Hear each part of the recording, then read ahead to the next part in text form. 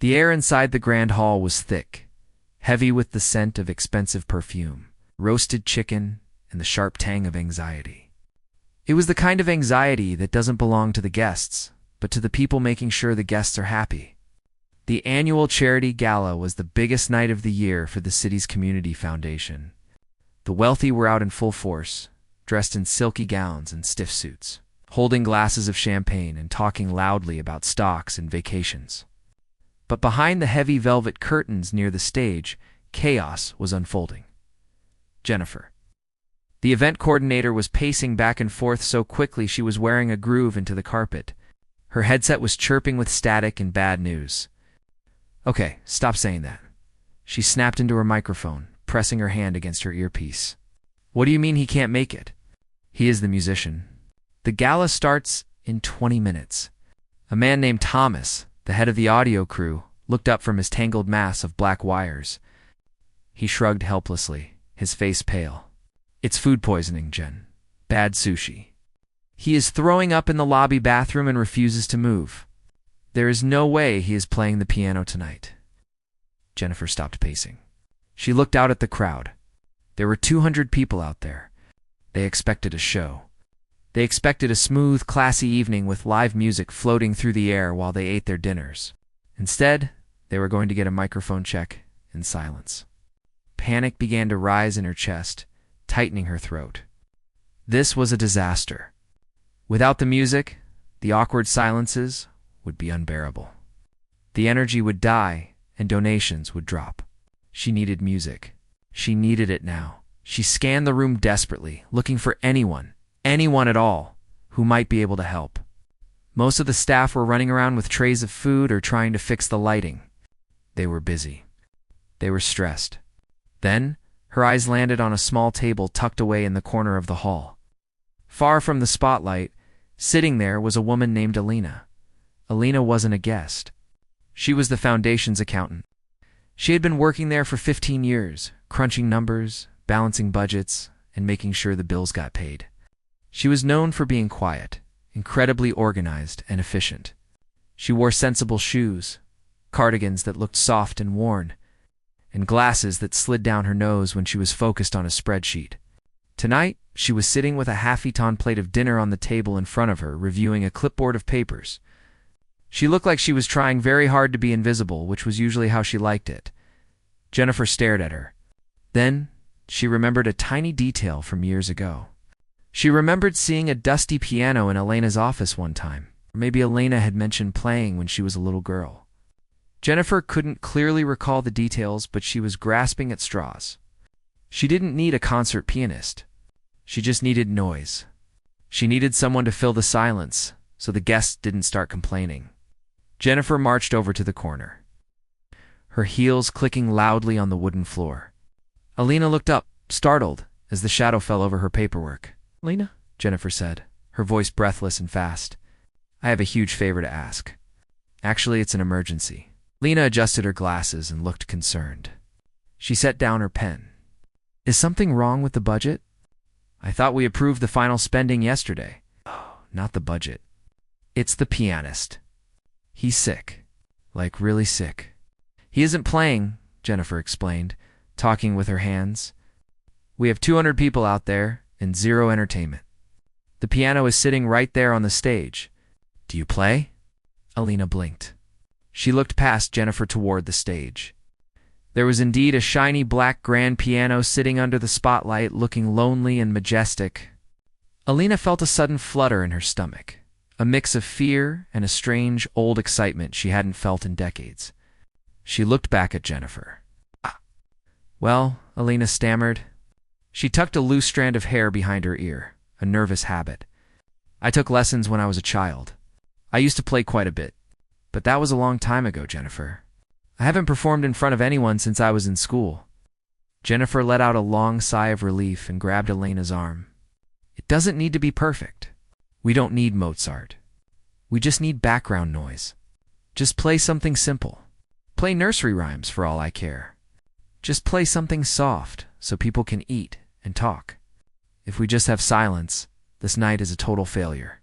Lena looked down at her hands. They were hands that spent all day typing on a keyboard, tapping out numbers and formulas. But under the skin, the muscle memory was still there. She knew where the keys were. She knew the feel of ivory. She thought about the dusty, upright piano sitting in her own living room at home. It's untouched for months because she was always too busy with work. "I don't know," Alina said softly. "I'm not really dressed for it, and I'm rusty." "You're saving my life, Alina. That's what matters," Jennifer pleaded, pulling her gently up from the chair. "Just go up there. Play chopsticks. Play a Beatles song. Keep it simple. Just act like you're supposed to be there. No one will even be watching closely." "They will be too busy eating." Lena stood up. She felt a bit lightheaded. The idea of walking out there, of being seen instead of staying in the background, was terrifying. But she could see the genuine desperation in Jennifer's eyes. She knew how hard the team had worked on this event. She couldn't let it fail over a little stage fright. "Okay," Alina said, her voice barely a whisper. "I'll try. But please don't expect anything amazing." "You are a saint," Jennifer said, already turning back toward the curtains. "I'll introduce you. Just get up there and make some noise." Alina walked slowly toward the stage. Her heart was hammering against her ribs like a trapped bird.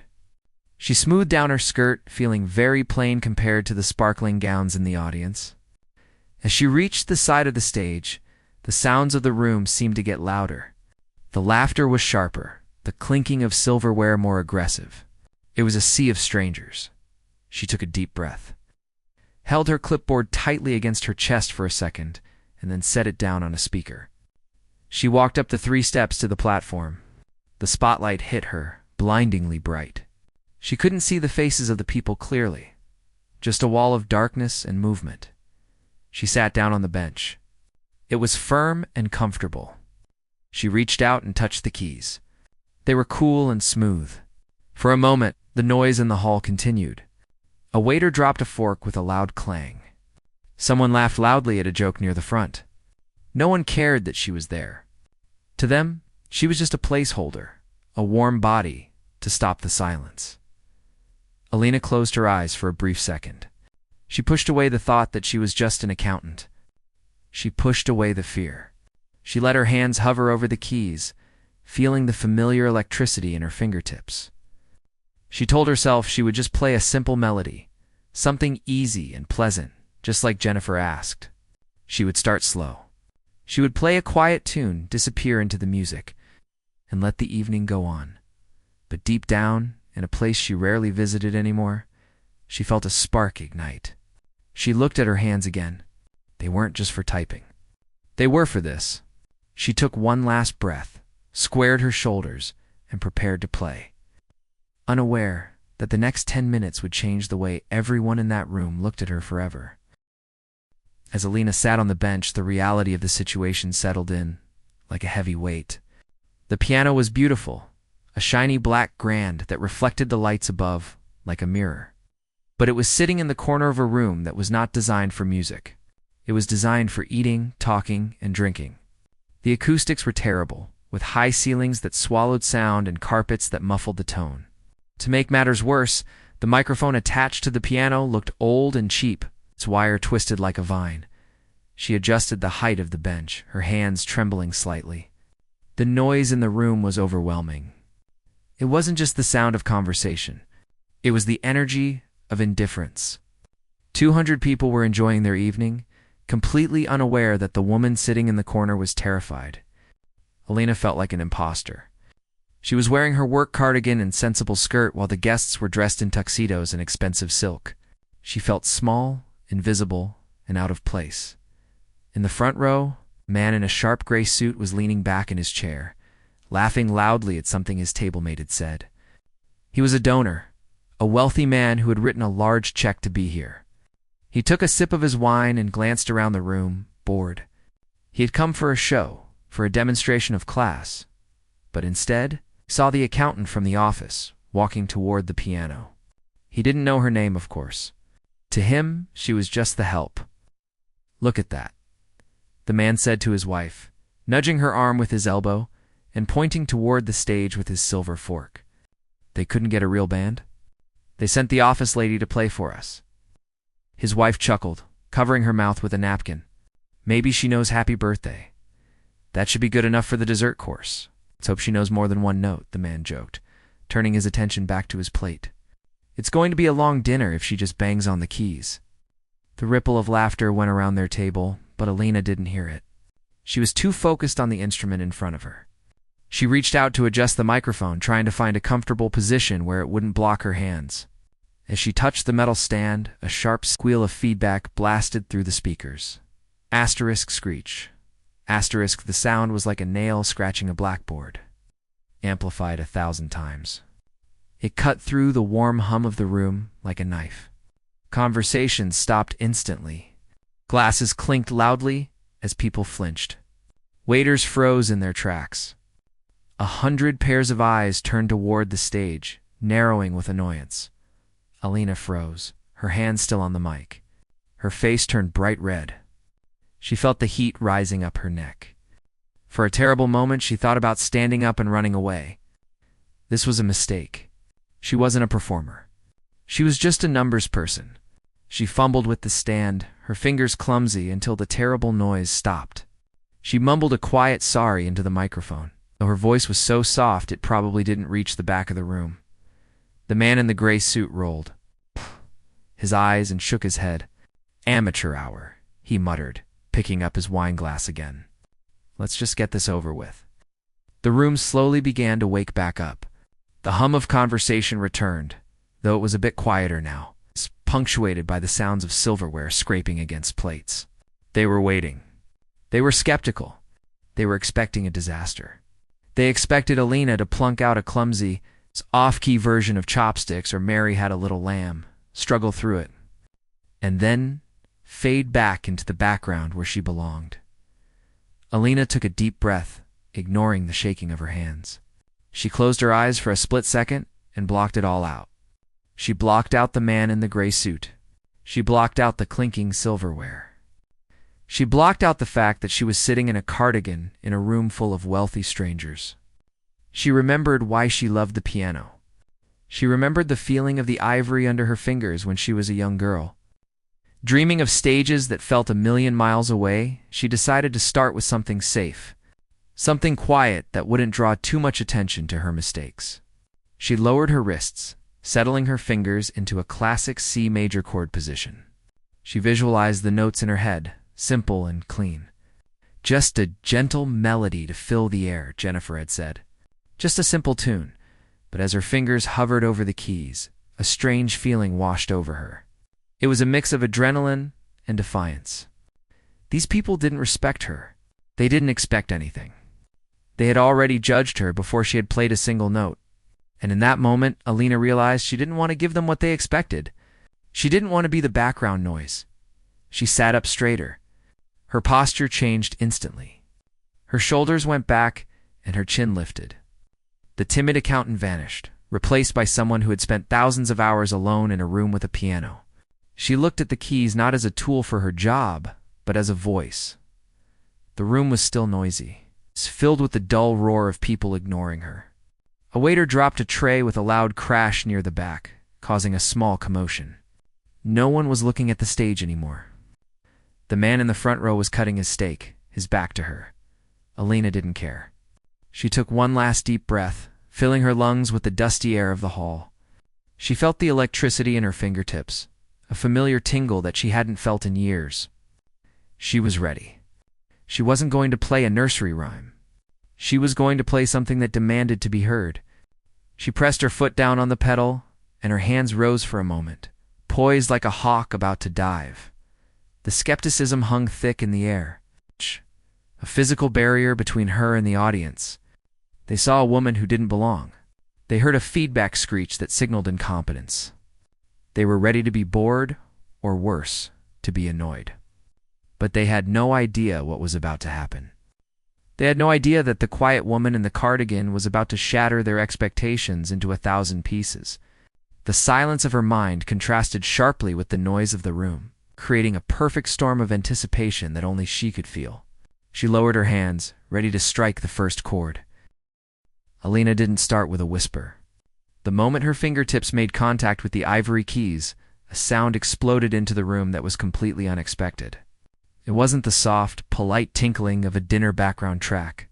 It was a thunderous, rolling cascade of notes that belonged in a grand concert hall. Not a charity dinner. Her left hand struck a deep, resonating bass chord that seemed to vibrate through the floorboards, while her right hand launched into a flurry of rapid notes that climbed higher and higher, sharp and piercingly clear. The sound of Franz Liszt filled the air complex, aggressive, and impossibly fast. It was like a storm had suddenly opened up inside the grand hall. The effect on the room was instantaneous and physical. It was as if someone had suddenly yanked the power cord on a loud television.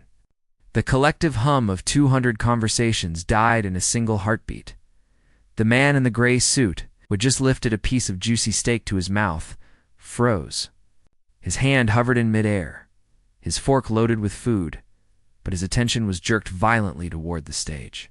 The sudden wall of sound was so commanding that his brain stopped processing the action of eating. His eyes widened, the bored glaze wiped away in a blink. He slowly lowered his fork, the meat forgotten, as his head swiveled to find the source of this noise. Near the back, a waiter was pouring red wine into a crystal glass. He was distracted, looking toward the kitchen doors, but the crash of the opening chords made him jump. His hand slipped. The wine splashed over the rim of the glass, spilling onto the pristine white tablecloth, but he didn't even notice. He just stood there, the bottle in one hand, staring at the woman in the cardigan who was attacking the piano with a ferocity he had never seen before.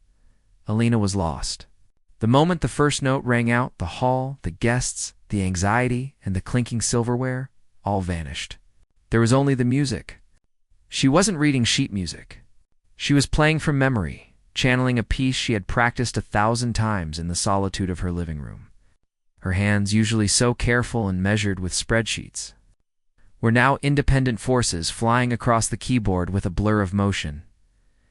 She transitioned from the loud, crashing introduction into a section that was delicate and intricate. Her fingers danced lightly on the keys, playing a trill that was so fast it sounded like hummingbird wings.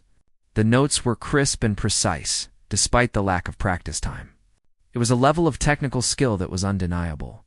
The people at the tables began to turn. First one, then 5, then 10. The movement rippled outward from the stage like a wave. Guests who were standing up to mingle sat back down in their seats. People who were checking their phones slipped them back into their pockets. The skepticism that had filled the room just seconds ago was evaporating, replaced by a dawning, confused realization. The wife of the man in the gray suit stopped chewing. She swallowed hard, her eyes locked on Elena's hands. She leaned over to her husband, but she didn't speak. There was nothing to say. The joke about happy birthday was dead, buried under the weight of Elena's talent. She watched Elena's face, expecting to see a look of intense concentration or fear. But instead, she saw a woman in a trance. Elena's eyes were closed, her head tilted slightly to the side, a faint smile playing on her lips. She was feeling the music, not just playing it. The sound was filling every corner of the high-ceilinged room. The bad acoustics that Jennifer had worried about were actually working in Elena's favor. The piano seemed to bounce off the walls, wrapping the audience in a cocoon of sound. It wasn't just background noise anymore. It was the main event. Elena's hands moved apart, her left hand pounding out a steady, driving rhythm in the lower octaves while her right hand soared into the high register. Playing a melody that was sweet and heartbreaking, it was a contrast that grabbed the listener by the throat, power and vulnerability all at once.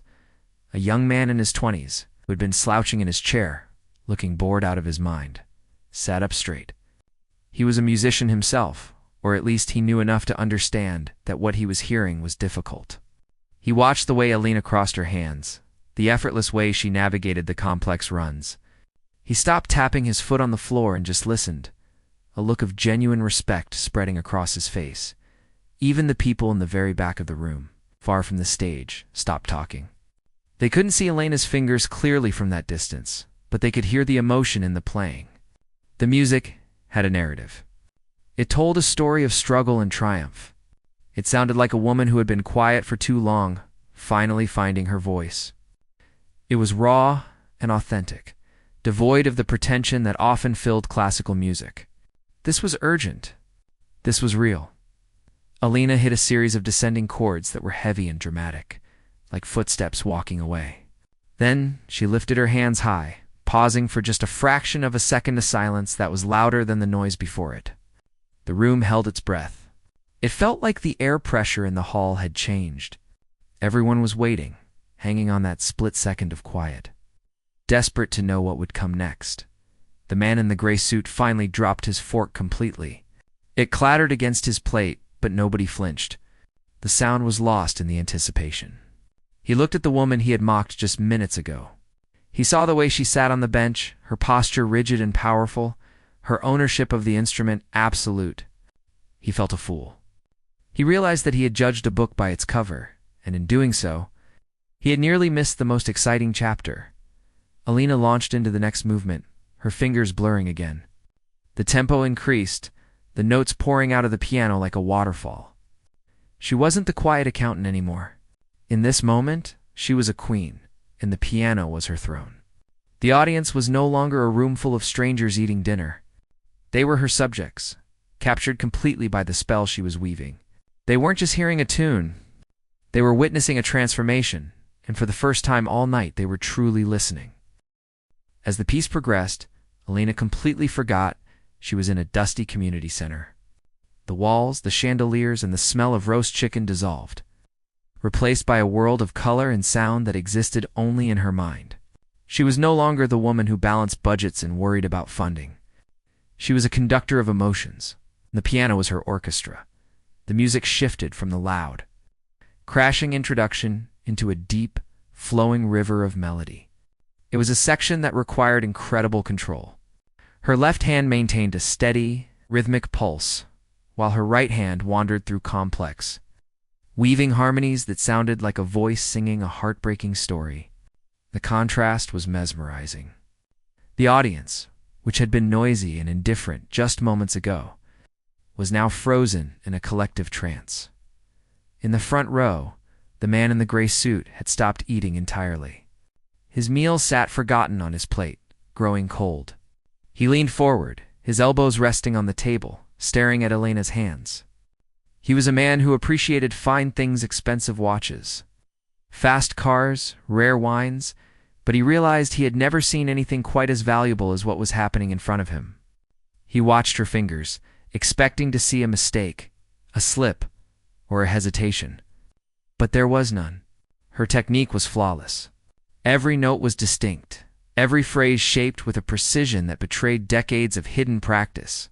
He found himself holding his breath, afraid that even the sound of his own breathing might break the spell. Waiters who had been rushing through the aisles with heavy estrellas slowed their pace to a crawl. One waiter, a young man named David, who was saving up for college, paused near a pillar to listen. He knew nothing about classical music. He couldn't tell a Beethoven sonata from a nursery rhyme, but he knew what passion looked like. He could see the tension in Elena's shoulders, the way she swayed slightly with the rhythm, her eyes closed tight as if she were seeing a vision none of them could see. He realized that this wasn't just a performance. It was an act of pure vulnerability. She was pouring her soul out into the room, and it was beautiful. The energy in the room continued to shift. The skepticism was gone, burned away by the sheer power of the performance. In its place came a sense of awe. People who had been strangers just minutes ago were now united by the same experience. They were all sharing something rare and magical. A woman near the back who had been checking her phone boredly slipped the device into her purse without taking her eyes off the stage. Her expression had softened from one of boredom to one of quiet wonder. Alina launched into a section that was technically terrifying. Her hands began to move in opposite directions, playing large jumps that required her to judge the distance of the keys perfectly without looking. Her left hand plucked out a deep, throbbing bass line while her right hand flew up the keyboard, playing a cascade of crystal-clear notes that sparkled like rain on a tin roof. It was faster than should have been possible for someone who didn't play for a living. The physical effort began to show. A bead of sweat rolled down Elena's temple, catching the spotlight. Her hair, usually neatly pinned back, had come loose slightly and swayed with her movements. But she didn't stop. She pushed the tempo faster, daring the piano to keep up with her. The sound grew in volume, filling the vast hall until it felt like the air itself was vibrating. The old, slightly out-of-tune piano was singing notes it probably hadn't hit in years. Coaxed into life by Elena's fierce touch, Jennifer, the event coordinator, stood behind the curtain with her hand over her mouth. She had expected a disaster. She had expected a clumsy version of chopsticks. Instead, she was watching the quietest person on her staff reveal a secret superpower. Tears pricked at Jennifer's eyes, not from sadness, but from an overwhelming sense of pride and shock.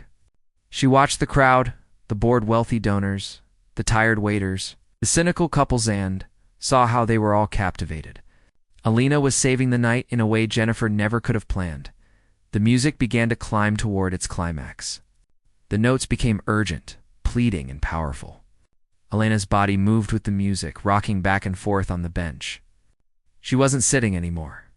She was standing almost imperceptibly, driving her weight into the keys to pull the maximum sound out of the instrument. The dynamic range was incredible. One moment, the music was so soft that the room had to lean in to hear it, and the next, it was a roaring wave of sound that seemed to shake the dust from the rafters. A hush had fallen over the room that was different from the earlier silence. Before, the silence had been full of judgment and annoyance. Now it was full of respect. No one was whispering. No one was coughing. No one was moving. It was as if the entire room was afraid that if they made a sound, the magic would stop. Even the kitchen staff, peering through the small circular windows of the swinging doors, stopped working to listen. The man in the gray suit finally put his napkin down. He looked at his wife, and for the first time that night, they didn't need words. They both knew they were witnessing something special. He felt a strange lump in his throat, a reaction he hadn't expected.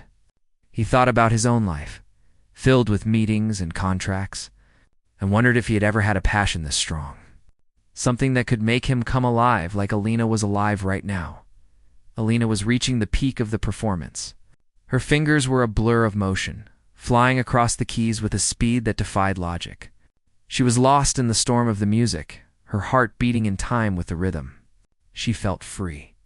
For years, she had hidden behind her desk, hiding her light under a bushel, afraid of being seen. But now, she wasn't hiding.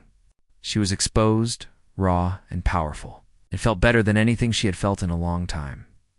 She threw her whole body into the next series of chords, her arms rising and falling like waves. The sound was thunderous, filling every corner of the hall, washing over the audience like a tidal wave.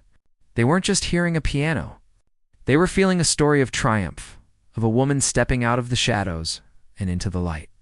The intensity built and built, layer upon layer of sound, till the air itself seemed to be holding its breath, waiting for the final release.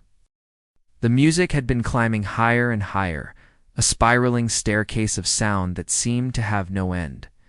Elena's hands were moving so fast they were barely visible, a blur of motion that defied logic.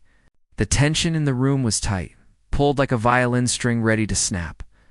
Everyone was holding their breath, waiting for the release. Caught in the grip of a story they didn't expect to hear tonight. And then, Elena brought her hands down for the final sequence. It wasn't just one note. It was a series of crashing, thunderous chords that rang out with the force of a cannon shot. She slammed the keys with a power that seemed to come from her very toes, channeling every ounce of her repressed life. Every boring spreadsheet, every lonely evening, into the sound.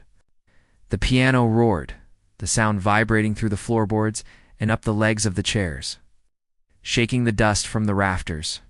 She played a final decisive run that cascaded down the keyboard like a waterfall, ending on a single, a resonant low note that seemed to hang in the air forever. Then, Elena lifted her hands high above her head. She froze. Her fingers were splayed open, trembling slightly from the exertion.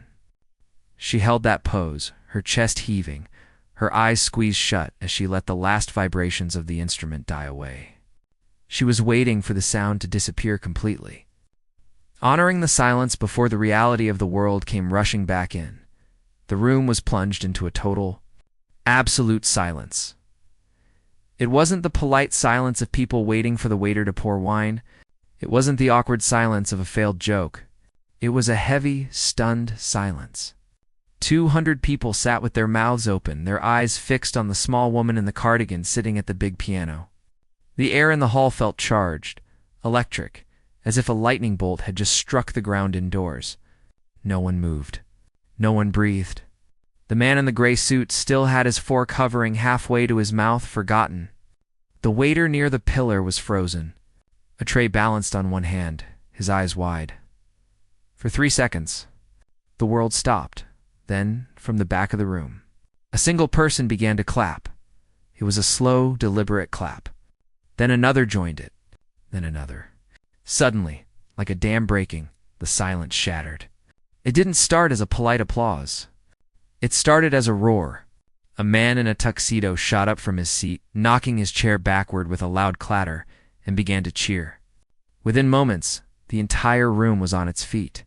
It was a standing ovation. Not the kind where people stand up slowly because they feel obligated to, but the kind where people leap up because they cannot contain themselves anymore. The sound was deafening, a wave of thunder and clapping hands that washed over the stage. People were whistling, shouting "Bravo," and stomping their feet.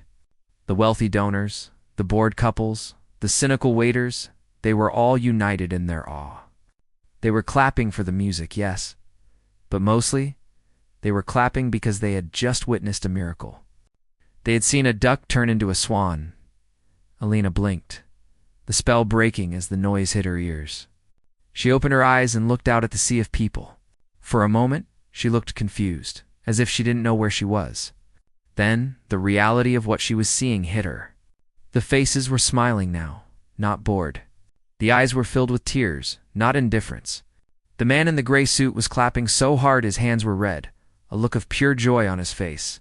Jennifer, the event coordinator, rushed out from the side curtains. She didn't care about being professional anymore.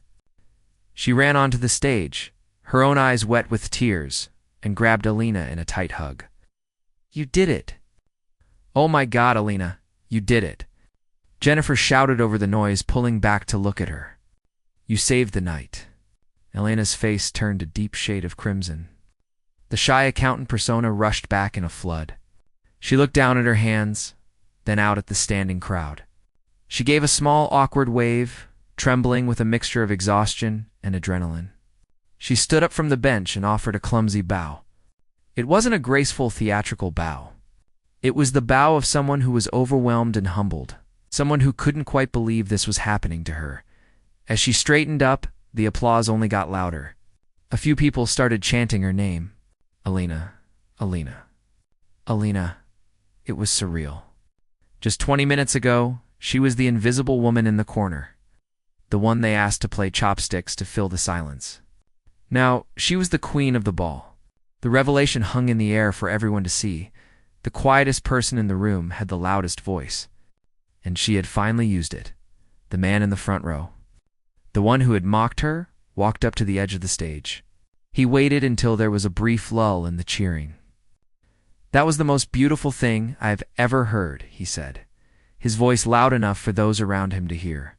"Thank you." Alina just nodded, unable to speak. She felt a tear slide down her cheek, hot and fast. She wiped it away with the back of her hand, laughing nervously. The music had drained out of her, leaving her feeling light and empty in the best possible way. She felt like she had shed a skin she had been wearing for 20 years. Jennifer guided her gently off the stage as the applause continued. As soon as they were behind the heavy velvet curtains, the noise of the hall was muffled. But it was still audible, a steady roar like the ocean. Alina leaned against the wall, her legs feeling like jelly. "I didn't know I could still do that," Alina whispered, her voice shaking. Jennifer squeezed her arm. "You didn't just do it, Alina. You owned it. That wasn't a simple tune. That was magic." Back in the hall, the atmosphere had completely changed. The awkwardness was gone. The guests were buzzing with excitement, talking not about stocks or vacations, but about the performance. They felt energized, alive. The charity gala, which had been on the brink of disaster, was now a massive success, but not because of the food or the decorations. It was a success because they had been reminded that talent doesn't always shout. Sometimes it whispers, till it finds the right moment to sing. Alina stood in the shadows of the wings, listening to the cheers. She knew that tomorrow she would have to go back to her spreadsheets and her budgets. She would have to put her cardigan back on and be the accountant again. But as she listened to the standing ovation finally beginning to fade, she knew that nothing would ever really be the same. She had stepped into the light, and even if she stepped back into the shadows, she would always know that the light was there, waiting for her. She wasn't just the woman who managed the money anymore.